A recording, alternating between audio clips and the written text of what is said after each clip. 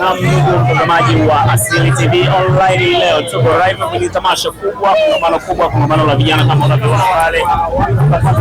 Hiki ni kongamano ambalo linahusisha vijana mbalimbali, lakini tuko na miongoni mwa watu ambao walikuwepo maeneo haya na wameona mwanzo hadi mwisho. Kaka, habari za saizi? Salama. Habari ya kwako? Salama. Waambie tu kwa majina, unaitwa nani? Kwa majina naitwa hapa Mera.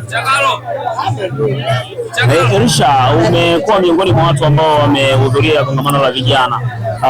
Una lipi la kuambia vijana ambao pia hawakupata bahati ya kufika kwenye tukio hili?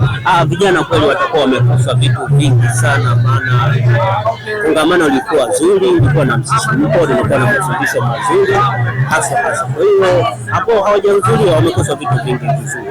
Tunazungumzia network. Network ni nini mzee Elisha?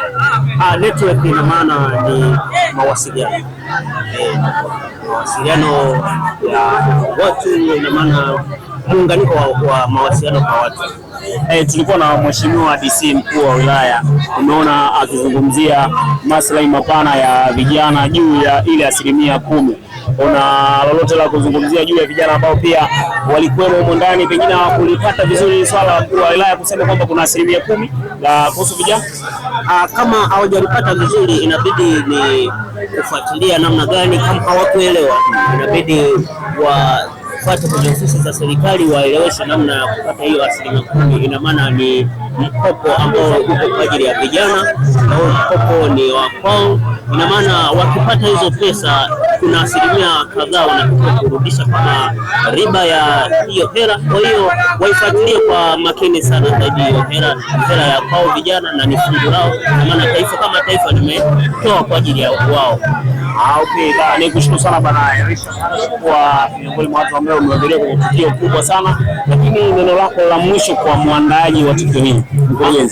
Namshukuru sana bwana mkurugenzi ambaye ametengenezea kitu kama hichi, kitu cha muhimu na kitu cha msingi, maana tumekutanisha sisi vijana, tumefundishwa masuala mbalimbali, tumefundishwa masuala ya ujasiriamali, tumefundishwa masuala ya kilimo, tumefundishwa masuala ya kumanage pesa zetu, tumefundishwa na namna gani unaweza kuitumia pesa na ikukuletea pesa nyingine zaidi na zaidi. Tumefundishwa namna gani ya kutumia pesa ikakuletea pesa nyingine. Kutoka hapa New Dumila Pabu, naitwa Kama Boy wa Asili TV Online, kwenye kongamano kubwa sana la historia. Ndugu Elisha, sana na uwe na safari. Nashukuru sana.